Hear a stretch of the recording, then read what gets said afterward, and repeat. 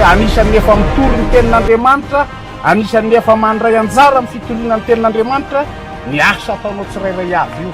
Zany hoe nefa hiteny aminareo hoe mitafo a jerevantsika no mitafo mavita firy mavita oety mavita eo amin'ny misy sima oetikoa dia misy tafo oetiko fa ny androany aloha dia nandeha ny firaisankina, nandeha ny fifandeferana, ny fampiresaka président Marc Ravalomanana sy ny tao amin'ny ASVM dia hoe alao député Narson ho atao tête de liste, député Ndrina ho atao deuxième liste.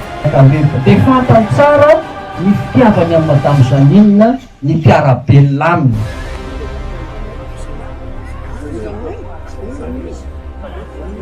Tsika ho any amin'ny lalana tsara, lalana mahomby ary lalana mitondra ny fampandrosoana.